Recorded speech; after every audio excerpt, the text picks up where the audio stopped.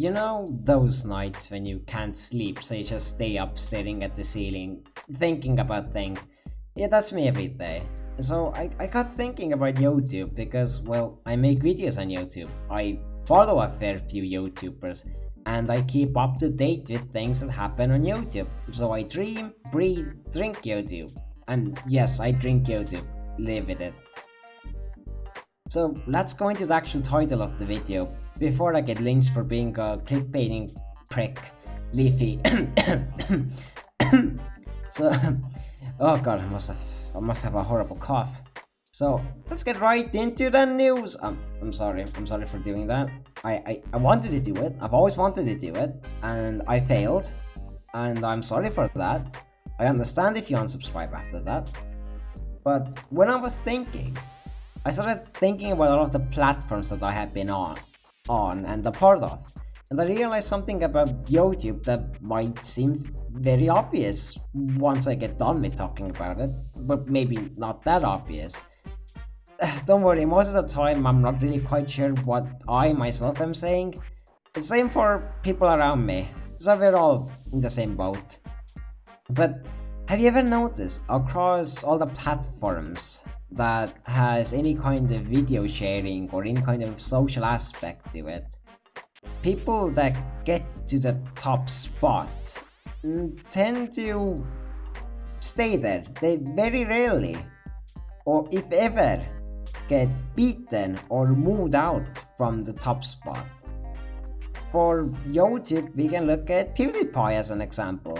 And no, I'm not counting T-Series. He has been a part of YouTube for a very long time, PewDiePie I mean, and he has been one of the biggest YouTubers on the platform for years, and seemingly going to never lose that spot of #1 Swedish king.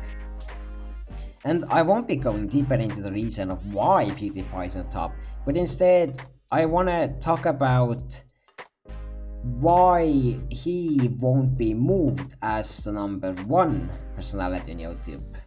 So we shall use him as a puppet from examples. When PewDiePie started his gaming career or doing his gaming videos and blew up, a lot of other YouTubers obviously tried to follow in his footsteps. That's what usually happens when somebody succeeds in something. Someone else will want a slice of that success, so they try to copy or somehow follow in those footsteps. But no one really even got close to the fame he got, at least in the beginning. But why is that? It might sound obvious to some of you, or to everyone, but let's think about it and go over it for a moment. In a similar way that PewDiePie retained his position as the #1 king, the best gamer ever, we can take a look at condiments as a good example. So let's use ketchup. For example, let's say you have 10 puddles of ketchup to choose from, and one of them is Heinz and some lesser unknown ketchups. I'm sure the majority of you would just buy Heinz, because why would you buy the other 9 when you have Heinz, the established and well-known ketchup bottle? And of course some will still pick the lesser ones and maybe love them, but I'm sure that majority will get Heinz. That's on the assumption that you love ketchup, of course, but to be honest, I love ketchup, so I'm going to talk about ketchup. This same example can be changed and applied back to PewDiePie. Our man PewDiePie here, shouting and screaming at the top of his lungs playing Amnesia, became so established and known that you again had the option between 9 other smaller Let's Players or more, and then the well-established and well-known PewDiePie. Why would you pick the others if you already have PewDiePie? And again, of course, some of you will still go to the other 9, but majority will gravitate towards PewDiePie, or both, but mainly so PewDiePie. This example can honestly be applied to just about everything, and it's how society functions, or more so, functions in society function in this kind of way. If there is something well known and established, you're more likely to pick that than lesser brands or lesser variations of the established thing, which, let's be honest, is very much relevant to capitalism in a way. Imagine, without that, we might have an utopia, maybe. But hey, we're never gonna find out. But now, moving Ketchup and PewDiePie out of the way, what if we have more than one really established something? And let's say around 18 million others trying to get right up there. Well, then you have YouTube. On YouTube, there is just about 18 million, if not more, or so creators on YouTube trying to make it, if not more. And majority of them are around the 100 subs or so mark, and then the others, the 10% of the 18 million or so, are the ones with 1 million plus subs. Now the issue with the previous examples is, well, pretty much freaking multiplied. Now, like, holy crap, how the hell is anyone going to get anywhere now with so many established people? And that's the issue.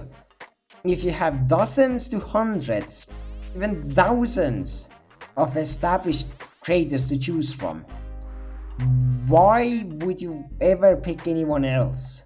So you will very hardly, very rarely notice the smaller ones, me included, but my content is crap, so I don't count. But there are incredibly talented creators out there, small creators who do deserve to be in the spotlight, such as Scarfulhu, Monster, Nitro Rad, PushingUpRoses, and the list goes on, ranging from 100 subs to 100,000 subs. But they have a hard time getting into the spotlight because there are other creators who are already established doing similar things to what the creators who I mentioned are doing. So again, why would you choose any of the smaller creators if you have established creators? And that's the issue with oversaturation, where you have so much of this one product that you can't really get a similar product out there to even come close to the other ones in popularity or success. In YouTube's case, the issue is even slightly more complicated, as there are some creators who absolutely harass and abuse the algorithm to get to the top, in a way using a glitch in the market to get ahead of everyone else, which is fairly commendable. You're playing the game, good for you, bruv. But what about others? The other people that don't want to do it like that, that want to be themselves, they want to be creative, they want to try to bring something new to the table, or just do what they love, trying new things and obscure things. But because of that, they're already at a disadvantage from the get-go. And of course, people do use and play with the algorithm, but abusing and sucking the life out of it like a freaking vampire are very different things. And I really don't want to sound like I'm whining or anything. It's just something I've been noticing more and more and thinking about, until I finally decided to make this video and get my thoughts out there. So yeah, it's how are any single small creators supposed to get to the top if there's already so many established people? I mean, of course, the people at the top, they deserve the spot, of course, obviously. But if you have so many people at the top, then the smaller creators are already going to lose. And I don't know about you, but I would love to see some creative and new content at the top. I'd love to see something like that. But at the moment, at least, there's no system in place to help the smaller YouTubers get any kind of, let's say, lifeline, or any kind of helping hand to get a little bit further away. And of course, you can say that you can hook up with what are those things called? You know, those groups that help you manage things and everything else. Sure, you can do that, but again, there are so many creators and not all of them are going to have that chance. So they're already going to lose, they're already at a disadvantage. And yeah. And again, I'm not saying that the people in the top, the established creators, don't deserve to be there at the top. At least the majority of them do. But I simply thought about it and realized that there is a reason we don't have that many new creators at the top. And it's all because of the very basic, obvious understanding. If you have 10 stakes and one brand of stake is established, you get the established stake instead of the 9 others. And okay, yes, fine, I might be a bit hungry. I tend to get hungry at night, which it is right now for me. And holy crap, is that the sun? Oh, frick. that's the sun, so there goes my sleep. But that's my thoughts and what I've been thinking about recently. So thanks for watching the video. If you enjoyed it, leave a like, and if you want to see more content from me, please subscribe. And if you want to be extra spicy with some risotto mixed with some nice tomato cucumber salad with some spicy bolognese sauce, you can also hit the bell button so you actually get notified of when I upload. But that's about it. I haven't decided what my next video will be, but I'll be working on it, and a secret project.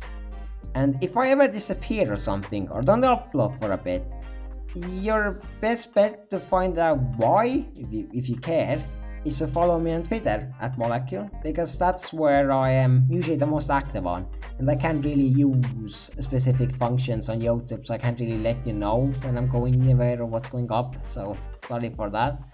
And other links will be down below, and I think that's about it. I think that's a checklist for all the things I have to say at the end of my video. Is it? Is it done? I think so, yeah. So that's it. Thank you all, and have a nice night, and see you next time. Peace.